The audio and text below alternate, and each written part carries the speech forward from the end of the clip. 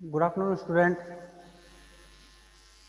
देखो, अपनी जो 12th क्लास की बीएसटी की आज की सेकंड क्लास है, उसमें अपना टॉपिक है अनुबंध अधिनियम 1872।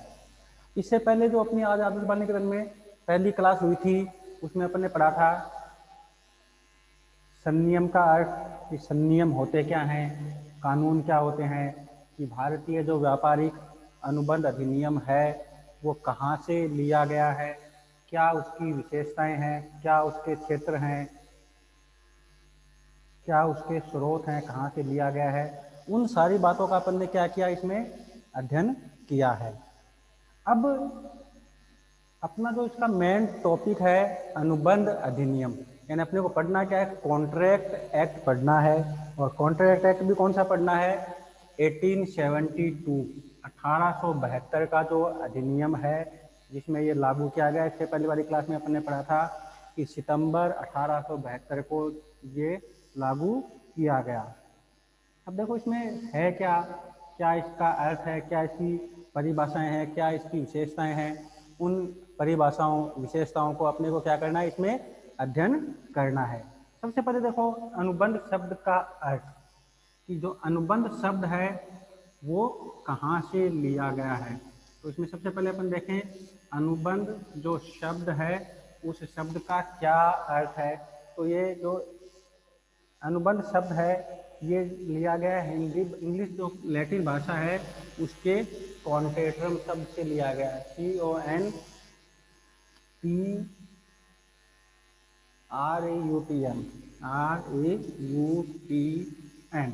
कॉन्ट्रैक्टम शब्द से लिया गया है, और जिसका मतलब क्या होता है, आपस में मिलकर कोई भी काम करना, यानी किसी एक बात पर क्या होना, एकमत होना, सहमत होना, वही क्या कहा जाता है, कॉन्ट्रैक्ट कहा जाता है। यानी ये एक से ज़्यादा या दो से ज़्यादा व्यक्तियों का क्या करता है, आपस में मिलाता है, उनके अधिकारों को बताता है, उनके दायित्वों को बताता है, कि यदि एक साथ मिलकर आप कोई भी काम करते हो तो उस काम के संबंध में आपके क्या अधिकार हैं, क्या उत्तरदायित्व हैं, कैसे आपको उन अधिकारों को काम में लेना है, कैसे उन उत्तरदायित्वों को आपको पूरा करना है, ये सारा इसमें बताया गया है। अब देखो इसमें परिभाषाएं दी गई है, 3 अलग अलग परिभाषाएं इसमें दी गई है। तो इनमें से आप कोई सी भी परिभाषा याद कर सकते हो। पहली परिभाषा है अनुबंध शब्द दो या दो से ज़्यादा व्यक्तियों के बीच किया गया ठहराव है, जिसे राजनियम द्वारा परिवर्तित करवाया जा सकता है, तथा जिसके अंतर्गत एक या एक से अधिक पक्षकार एक या एक से ज़्यादा पक्षकारों के विरुद्ध कुछ अधिकार प्राप्त करते हैं। यानी पक्षकार भी कितने होते हैं, एक हो सकता है, एक से ज़्यादा हो सकता है, और जो अधिकार मिलते हैं वो भी एक के संबंध में मिल सकते हैं और एक से ज़्यादा के संबंध में भी ये अधिकार इनको प्राप्त हो सकते हैं। दूसरी परिभाषा है न्यायाधीश साइमंड के अनुसार अनुबंध एक ऐसा ठहराव है जो पक्षकारों के बीच दायित्वों को उत्पन्न करता है और उनकी व्याख्या करता है। यानी ये बताता है कि यदि आपने ऐसा किया तो आपके ये अधिकार होंगे और ये दायित्व होंगे, यदि आपने ऐसा नहीं किया तो आपके न तो कोई अधिकार होंगे और न ही कोई दायित्व होंगे। तीसरा ICA 1872 की धारा 2H। ICA का मतलब इंडियन कॉन्ट्रैक्ट एक्ट 1872 की धारा 2 section H। Indian contract act 1872 की धारा 2 और सेक्शन H में बताया गया है कि अनुबंध एक ऐसा ठहराव, एक ऐसा मत है जो राजनियम द्वारा परिवर्तनीय होता है। क्या होता है, राजनियम द्वारा परिवर्तनीय, है ना, कि उसमें क्या होता है, परिवर्तन होता है, हो सकता है। करेगा कौन, भारतीय अनुबंध अधिनियम का जो कानून है या उससे जुड़ा हुआ कोई भी कानून, या भारत का कोई भी कानून जो भारत में लागू होता है, उसके तहत अपन क्या करवा सकते हैं, उसका पंजीकरण करवा सकते हैं, उसमें यदि बदलाव की गुंजाइश है तो वो लीगल है, यदि गुंजाइश नहीं है तो उसे क्या माना जाएगा, इनलीगल माना जाएगा। यानी अभी तक जो अपने 3 परिभाषाएं पढ़ी हैं, इन तीनों परिभाषाओं को पढ़ने के बाद एक ही बात स्पष्ट होती है कि अनुबंध या कोई भी ठहराव या एक अनुबंध में 2 बातों का होना जरूरी है ना, कि एक अनुबंध तभी अनुबंध कहा जाएगा जब उसमें 2 बातें होंगी। कौन सा, पहला, पक्षकारों के मध्य क्या होना चाहिए, ठहराव होना चाहिए। यानी 1 से 2 पक्षकार, 2 से ज़्यादा पक्षकार, जितने भी हो सकते हैं, उन सब के मध्य क्या होना चाहिए, ठहराव। और ठहराव का मतलब कि वो सारे क्या होने चाहिए, किसी एक बिंदु या एक बात या एक मत पर एक मत होने चाहिए, यानी सबकी राय क्या होनी चाहिए, एक समान होनी चाहिए। दूसरा,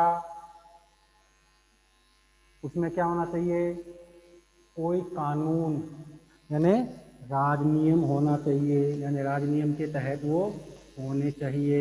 मतलब कि उनका पंजीकरण अपन करवा सकें, साधारण सी भाषा में कहें तो क्या होना चाहिए, लीगल होना चाहिए, यानी इनलीगल नहीं होना चाहिए। इनलीगल होगा तो अपन क्या नहीं करवा सकते, उसका रजिस्ट्रेशन किसी भी कानून के तहत नहीं करवा सकते। तो क्या होना चाहिए, लीगल होना चाहिए। तीसरा, परिवर्तनीयता है ना, तीसरा क्या होना चाहिए, वो परिवर्तन होना चाहिए, यानी कानून के पास जाएगा तो ही तो परिवर्तनीय होगा। अब मान लो मैंने किसी व्यक्ति को कहा कि उसके घर में चोरी कर ले, उसने चोरी कर ली, चोरी करते हुए पकड़ा गया, तो वो मेरे से उसका कोई अनुबंध थोड़ी है ना। क्या होना चाहिए, लीगल होना चाहिए। इनलीगल का तो अपन क्या नहीं करवा सकते, कानून में जा ही नहीं सकते। अब वो कानून में गया तो मैं कहूँगा साहब मेरे को क्या पता कहाँ चोरी की है, क्योंकि उसका क्या नहीं था, पहले से कोई लिखित में कानूनी सत्यापन नहीं था। तो उसमें क्या होना चाहिए, राजनियम की उपलब्धता होनी चाहिए। अब देखो, इसे अपन सूत्र के रूप में भी लिख सकते हैं कि एक अनुबंध में क्या होना चाहिए,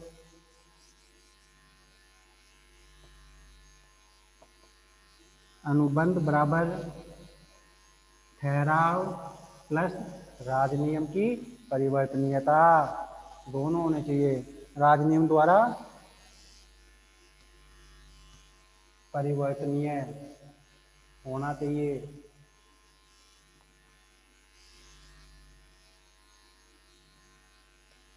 राजनियम द्वारा उसमें क्या होना चाहिए, परिवर्तनीयता होनी चाहिए, तो ही उसे क्या माना जाएगा, अनुबंध माना जाएगा। तो मैं वापस समझा रहा हूँ कि एक जो अनुबंध है, उस अनुबंध को अपन सूत्र रूप में कहें कि अनुबंध होता क्या है, तो अनुबंध ठहराव प्लस राजनियम द्वारा जो परिवर्तनीयता है, यानी उसको चेंज करने का जो गुण है, यानी उसकी जो लीगलिटी है, उसकी वैधानिकता है, उस वैधानिकता का उसमें होना जरूरी है, तो ही ये क्या माना जाएगा, अनुबंध माना जाएगा।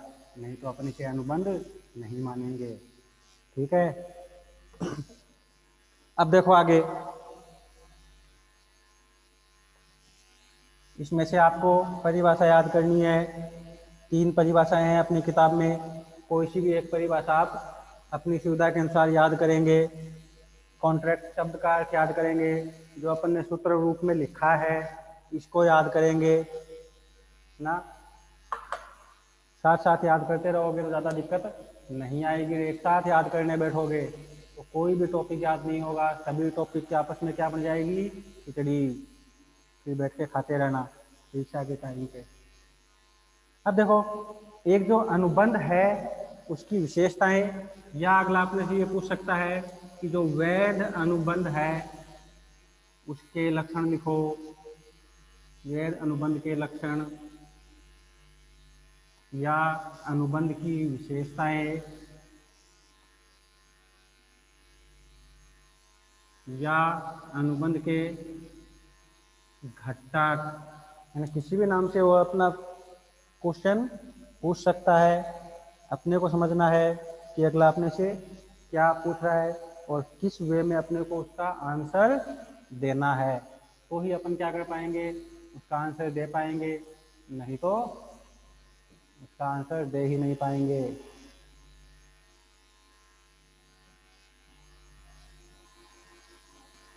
अब देखो, जो वैध अनुबंध है इसकी जो विशेषताएं या लक्षण या घटक या तत्व है जो भी बताए गए हैं या जो भी अपने को पढ़ना है वो लिखे कहाँ गए हैं? तो ये लिखे गए हैं भारतीय अनुबंध अधिनियम 1872 की धारा 2 सब सेक्शन एच में, है ना। तो मान लो अपने से अगला पूछ ले कि ये लिखा कहाँ गया है, तो कहाँ लिखा गया है? ICA 1872 की धारा 2 सेक्शन एच में इनका वर्णन किया गया है कि एक अनुबंध में निम्न घटकों या निम्न बातों का होना आवश्यक है। सबसे पहले कौन सा टॉपिक आता है? वही जो अपन ने पढ़ाया है। कौन सा? दो या दो से ज़्यादा व्यक्तियों का होना।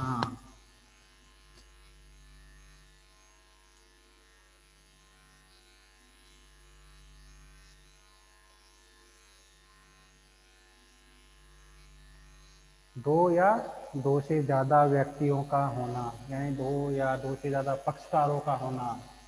कि एक अनुबंध तभी अनुबंध बन सकता है या वैध अनुबंध माना जाएगा जब उसमें कम से कम दो पक्षकार हों ना। और दोनों को क्या बोला जाएगा? पहला व्यक्ति वो जो अनुबंध के लिए प्रस्ताव करता है, दूसरा व्यक्ति वो जो उस प्रस्ताव की स्वीकृति देता है। अब मान लो इसे अपन समझे कैसे कि मैंने हरीश सर को ये कहा कि कल अपन घूमने चलेंगे, तो मैंने प्रस्ताव रखा, तो पहला पक्षकार मैं हो गया प्रस्ताव रखने वाला, और दूसरा हरीश जी उस प्रस्ताव की सहमति देने वाले। तो सहमति या तो हाँ में मिलेगी या ना में मिलेगी। यदि ना में सहमति है तो सिर्फ प्रस्ताव क्या रह जाता है? प्रस्ताव ही रह जाएगा कि उस वो किस में चेंज नहीं होगा?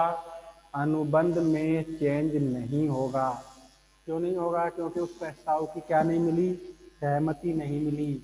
और सहमति मिलने का मतलब हम दोनों क्या नहीं हो पाए? एक किसी बिंदु पर ठहराव नहीं कर पाए।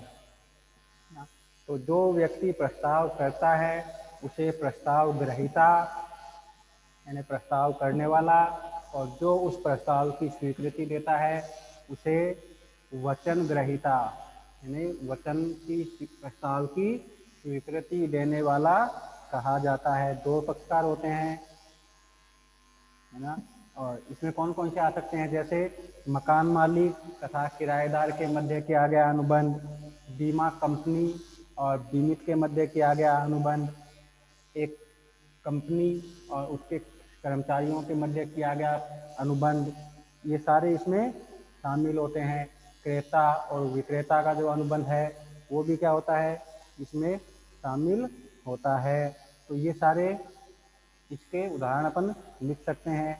तो पहला अपना बिंदु हो गया दो या दो से ज़्यादा पक्षकार। दूसरा अभी मैंने बताया था कि उनके मध्य क्या होना चाहिए? किसी एक उद्देश्य के लिए क्या होना चाहिए? एक मत होना चाहिए। यानी दूसरा बिंदु हो गया ठहराव का होना, कि दोनों के मध्य क्या होना चाहिए? आपस में ठहराव होना चाहिए। यानी किसी एक बिंदु पर दोनों की सहमति होनी चाहिए। यदि दोनों की सहमति किसी एक बिंदु पर नहीं होगी तो वो ठहराव क्या नहीं बन पाएगा? प्रस्ताव ही रह जाएगा, ठहराव नहीं बन पाएगा। और यदि ठहराव ही नहीं बनेगा तो वो किस में परिवर्तित नहीं होगा? अनुबंध में परिवर्तित हो ही नहीं सकता। तो उनके मध्य क्या होना चाहिए? ठहराव होना चाहिए। और ठहराव में भी क्या नहीं होना चाहिए? प्रति प्रस्ताव नहीं होना चाहिए ना। बिना प्रति प्रस्ताव का ठहराव होना चाहिए। अब प्रति प्रस्ताव कैसे है? कि जैसे मान लो मैंने हरीश जी को कहा कि सर कल हम शाम को बाहर खाना खाने चलें। ठीक है, मान लो उनका बर्थडे था, बर्थडे पे मैंने कहा कि सर कल हम बाहर खाना खाने चलेंगे, आपको आना है। उन्होंने कहा आ तो जाऊँगा, लेकिन साथ में आशीष सर को भी साथ में लेके आऊँगा। यानी मैंने उनको प्रस्ताव दिया, उन्होंने वापस मेरे पे प्रस्ताव रख दिया कि आ तो सकता हूँ, लेकिन साथ में आशीष सर को लेके आऊँगा। तो मेरे प्रस्ताव के बदले उन्होंने क्या दिया, मेरे को भी प्रस्ताव दिया। तो प्रस्ताव के बदले प्रस्ताव क्या कहा जाता है, प्रति प्रस्ताव कहा जाता है। तो ठहराव में प्रति प्रस्ताव वाली कंडीशन नहीं होनी चाहिए, सीधा सीधा आंसर होना चाहिए या तो हाँ या तो ना में, है ना। गोड़ मोड़ वो बातें इनके बीच में नहीं होनी चाहिए। तीसरा, वैधानिक संबंध स्थापित करने की इच्छा।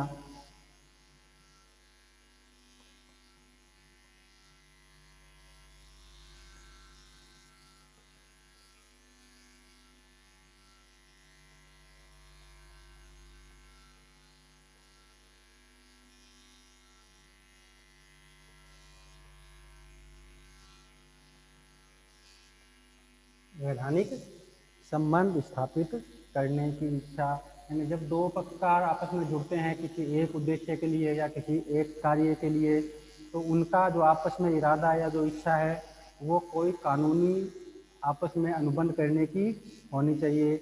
हम जैसे जो अपने दैनिक जीवन में काम करते हैं, साथ साथ खेलते हैं, पढ़ते हैं, खाना खाते हैं, तो उनमें क्या नहीं होता, वैधानिक संबंध नहीं होता। यानी वो अपने पारिवारिक संबंध से अपन करते हैं, लेकिन किसी को नौकरी पर रखना या ऐसा कोई काम करना जिससे किसी को आर्थिक या सामाजिक कोई भी नुकसान हो, तो वो किस में आते हैं, वैधानिक संबंध स्थापित करने की इच्छा से आते हैं ना। कि यदि अपने को कोई भी नुकसान होता है अपनी क्रियाओं से, अपने कार्यों से, तो वो इसी जो बिंदु है इस बिंदु में शामिल किए जाएंगे। इसके लिए एक उदाहरण समझें कि राम ने अपने मित्र श्याम को इनविटेशन दिया खाने के लिए कि शाम को मेरी बेटी की बर्थडे पार्टी है और आपको उसमें आना है। उसने हाँ बदली, खाना बना लिया गया, लेकिन वो पहुंचा नहीं। अब पहुंचा नहीं तो उसका जो बनाया हुआ खाना था वो क्या हो गया, वेस्ट हो गया। और उसने उस वेस्ट खाने के लिए उस पर क्या कर दिया, न्यायालय में पेश कर दिया कि मेरे को मानसिक प्रताड़ना भी हुई कि मैं इंतजार करता रहा, खाना बना लिया, वो आया भी नहीं, है ना। तो न्यायालय में क्या करेगा, ऐसे केस को क्या मानेगा, रिजेक्ट कर देगा, क्योंकि उनका कोई आपस में कानूनी उद्देश्य नहीं था। वो एक पारिवारिक उद्देश्य के लिए उसने हाँ भरी, काम हो गया, नहीं जा पाया, तो उसमें नुकसान की क्या बात है, नहीं गया तो नहीं गया। अब नुकसान कहाँ होगा, जब अपने को पर्सनली कोई नुकसान हो, किसी प्रकार का खर्चा अपना हो जाए या कोई कानूनी बाध्यता उसमें हो, तो ऐसा कोई भी उदाहरण हो तो वो इसमें शामिल किया जाता है, जिसमें क्या होता है, कोई भी नुकसान शामिल किया जाता है। इसके बाद में चौथा बिंदु आता है अनुबंध करने की क्षमता।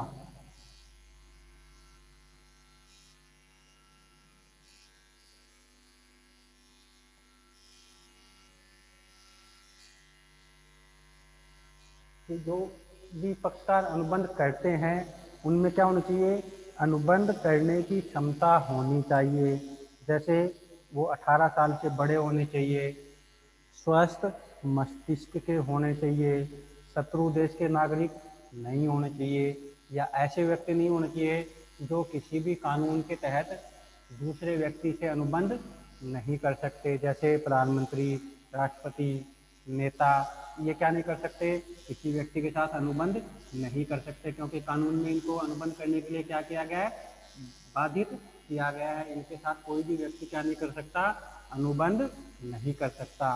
तो उनमें क्या होनी चाहिए, अनुबंध करने की जो क्षमता है वो क्षमता होनी चाहिए।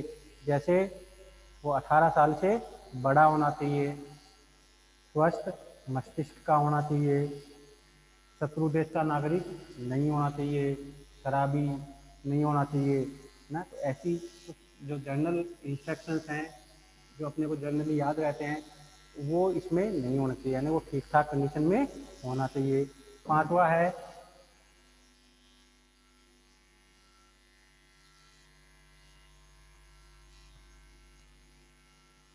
सहमति।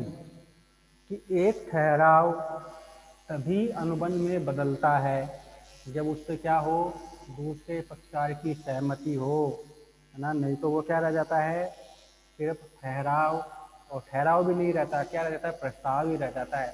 फिर मान लो मैंने कोई बात बोली, अगले ने उसका कोई उत्तर नहीं दिया, तो मेरी बात का कोई मतलब भी नहीं था, है ना, तो उसको कोई मतलब रहा ही नहीं।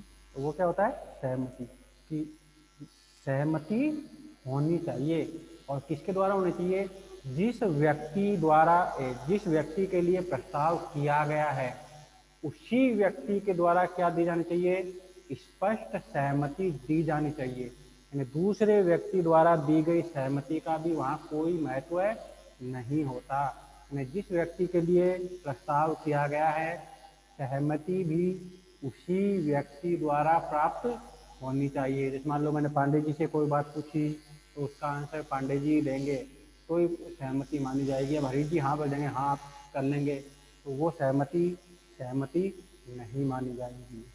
उसके बाद में है अगला, पक्षकारों की स्वतंत्र सहमति। छठा बिंदु है कि सहमति भी कैसी होनी चाहिए, स्वतंत्र सहमति होनी चाहिए।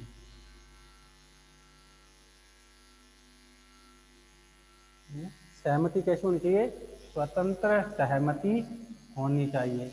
यानी बिना किसी दबाव, डर, भय, धोखे, भ्रम, गलती से अलग हट के जो सहमति दी जाती है वो सहमति होनी चाहिए। यानी स्वतंत्र, बिना कोई दबाव नहीं होना चाहिए, सारी बातें अगले को स्पष्ट बता देनी चाहिए कि ऐसा करेंगे तो अपने को ये फायदा मिलेगा, ऐसा करेंगे तो अपने को ये हानि हो सकती है। सारी सूचनाएं सही होनी चाहिए, उस पर कोई दबाव, कोई ज़बरदस्ती नहीं होनी चाहिए। हाँ, कोई बात छुपा के सहमति नहीं ली जानी चाहिए ना, तो सारी बातें स्पष्ट होनी चाहिए। कहने का मतलब है कि जितनी भी उस अनुबंध से जुड़ी हुई बातें हैं वो सारी जो सामने वाला पक्षकार है, यानी जो अपने को सहमति देगा, उसके सामने अपने को रखनी चाहिए। यदि वो उससे सहमत है तो अपने को सहमति देगा, यदि उससे सहमत नहीं है तो अपने को सहमति नहीं देगा।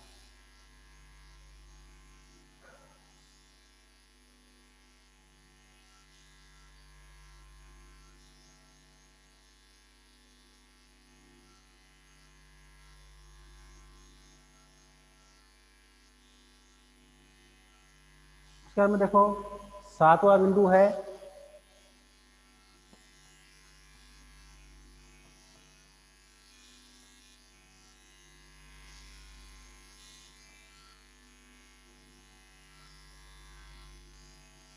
वैधानिक प्रतिफल। कि एक जो अनुबंध है उसमें प्रतिफल होना आवश्यक है। बिना प्रतिफल के किया गया अनुबंध व्यर्थ माना जाता है। जिस व्यक्ति से अपन अनुबंध कर रहे हैं उसमें अपना भी फायदा होना चाहिए और अगले का भी फायदा होना चाहिए। अब जो फायदा है वो नकद में हो ये कोई ज़रूरी नहीं है। यानी भारतीय अनुबंध अधिनियम 1872 में स्पष्ट रूप से बताया गया है कि प्रतिफल कुछ के बदले कुछ हो सकता है। यानी हमेशा नकद में प्रतिफल का होना जरूरी नहीं है। यानी अपन अगले का कोई काम कर रहे हैं तो वो भी अपने को कोई काम करके देगा, तो वो अपना क्या माना जाएगा, प्रतिफल माना जाएगा।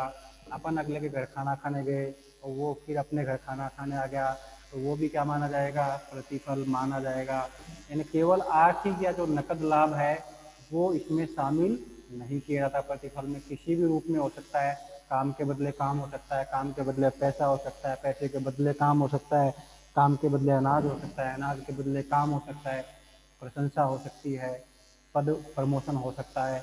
कुछ भी होना चाहिए बस, है ना। कि यदि अगले से अपने को कोई फायदा नहीं है तो अपन वो अनुबंध करेंगे ही नहीं, या अपने काम से अगले को कोई फायदा नहीं हो रहा तो भी वो अनुबंध नहीं करेगा, है ना। तो दोनों पक्षकारों को इसमें क्या होना चाहिए, कोई ना कोई लाभ अवश्य प्राप्त होना चाहिए। अब वो होगा किस रूप में उसका यहाँ कोई वर्णन नहीं किया गया है, इसीलिए इसको क्या कहा गया है, कुछ के बदले कुछ के रूप में इसको क्या किया गया है, व्यक्त किया गया है। ठीक है, अगला है 8वां बिंदु,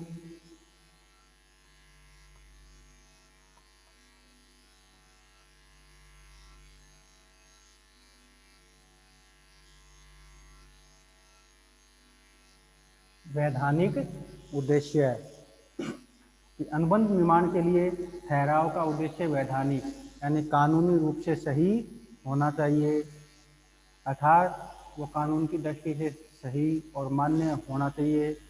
कोई भी ऐसा कार्य जो अनैतिक हो या समाज या देश या संबंधित पक्षकार को किसी प्रकार का नुकसान पहुंचाने वाला हो, ना गैर सांस्कृतिक हो, गैर सामाजिक हो, राष्ट्र हित के विरुद्ध हो, ऐसा कोई भी काम इसमें शामिल नहीं किया था। अनुबंध अधिनियम 1872 में शामिल नहीं किया जाना, यानी उसका उद्देश्य क्या होना चाहिए, कानूनी रूप से एकदम स्पष्ट और देश हित, समाज हित और स्वयं के हित से जुड़ा हुआ होना चाहिए। उसके बाद में अगला जो इसकी विशेषता है वो है निश्चितता, ना कि अनुबंध करते समय उसमें उससे जुड़ी सारी बातें पहले से ही तय की जानी चाहिए, जैसे ठहराव की शर्तें, अर्थ, मूल्य, मात्रा, जगह, तारीख, वार, समय, हाँ, ना आदि सारी बातें उसमें क्या होनी चाहिए, एकदम स्पष्ट होनी चाहिए, जिससे अगला अपने को ये न कह सके कि मेरे को तो पता ही नहीं था। और जैसे मान लो उदाहरण समझें कि हरी जी ने मेरे को फ़ोन किया और कहा कि आपको कल खाना खाने आना है, इतना कहा, मैंने कहा ठीक है, फ़ोन रख दिया, बात ख़त्म। अब कल कहाँ, कल तो रोज़ आते हैं, कितने बजे, किस जगह, अपने घर पे, झुंझुनू में, होटल में, कहाँ, है ना, कितने बजे आना है, किसके साथ आना है, पैसे मेरे लाने हैं, पैसे आप दोगे, है ना। तो वो सारी बातें उसमें क्या होनी चाहिए, स्पष्ट होनी चाहिए, यानी सारी बातें उसमें पहले ही निश्चित तौर पे तय की जानी चाहिए, जिससे क्या हो, उनके मध्य आपस में कोई भी मनमुटाव न हो, उनको आपस में ये न लगे कि हाँ बात अधूरी रह गई, और उस अधूरेपन की वजह से किसी पक्षकार को किसी प्रकार का नुकसान न हो। 10वां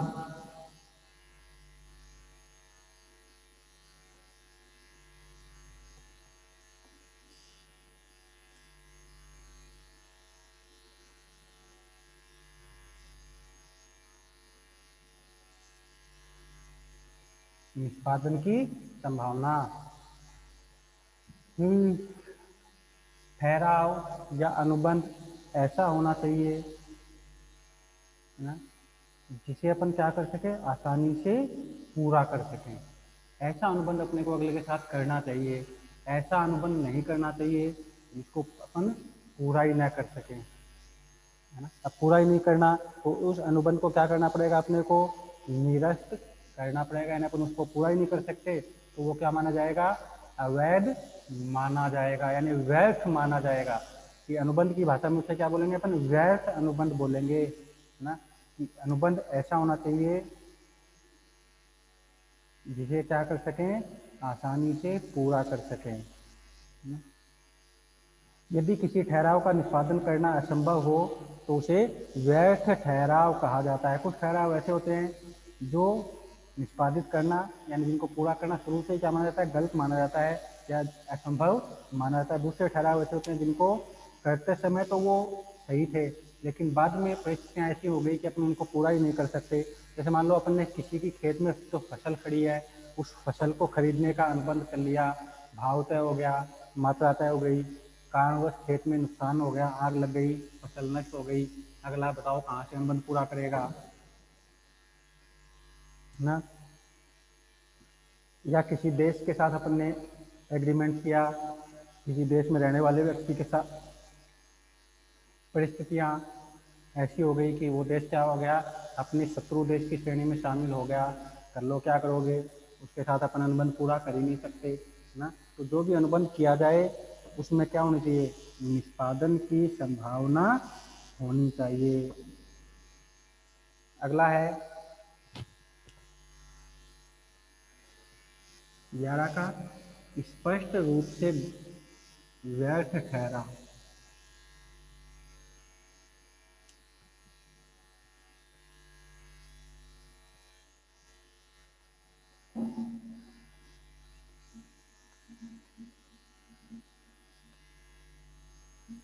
यानी IC 1872 में कुछ ठहराव या कुछ अनुबंध ऐसे बताए गए हैं कि जो अपन कर ही नहीं सकते, वो शुरू से ही क्या माने जाते हैं, व्यर्थ माने जाते हैं। जैसे पागल व्यक्ति के साथ किया गया अनुबंध, 18 साल से कम व्यक्ति के साथ किया गया अनुबंध, बिना प्रतिफल के किया गया अनुबंध, किसी को काम करने से रोकने के लिए किया गया अनुबंध, शत्रु देश के व्यक्ति के साथ किया गया अनुबंध।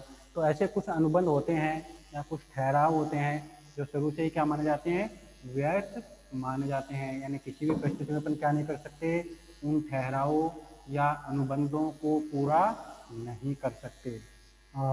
अंतिम है वैधानिक औपचारिकताओं का पालन करना, यानी अन्य प्रावधान। इसको अपन क्या बोल सकते हैं, अन्य प्रावधान के नाम से भी बोल सकते हैं। अब अन्य प्रावधान कौन से होते हैं कि अनुबंध क्या होना चाहिए, लिखित में होना चाहिए, गवाहों के और संबंधित पक्षकार के हस्ताक्षर होने चाहिए ना, लिखित में होना चाहिए, सारी शर्तें अगले को पता होनी चाहिए, निश्चित समय, दिनांक, वार, कार्य की प्रकृति, उसका प्रतिफल, वो सारा उसमें क्या होना चाहिए, पहले से तय होना चाहिए। तो ही उसे क्या माना जाता है, एक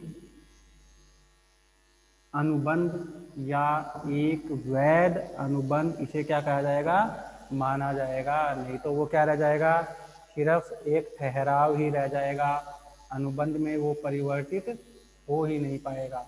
तो ये आज का अपना टॉपिक था। टॉपिक में अपन ने क्या पढ़ा, अनुबंध अधिनियम 1872 का अर्थ कहाँ से लिया गया है, कौन से इसमें सेक्शन है, किस सेक्शन में क्या बताया गया है, और जो एक वैध अनुबंध है इसके लक्षण हो सकते हैं, इसकी विशेषताएं पूछ सकता है, इसके घटक पूछ सकता है, इसके तत्व पूछ सकता है। ने किसी भी नाम से अगर आपने से क्वेश्चन पूछे, अपने को तो इनमें से बिंदु लिखने हैं। प्रत्येक बच्चे को कम से कम 8 बिंदु याद करने हैं, है ना। कौन से भी कर सकते हैं, जैसे पहला है 2 या 2 से ज़्यादा व्यक्ति इसमें होने चाहिए। अकेले व्यक्ति के साथ अपन क्या नहीं कर सकते, अनुबंध नहीं कर सकते। दूसरा, उनके मध्य क्या होना चाहिए, ठहराव होना चाहिए।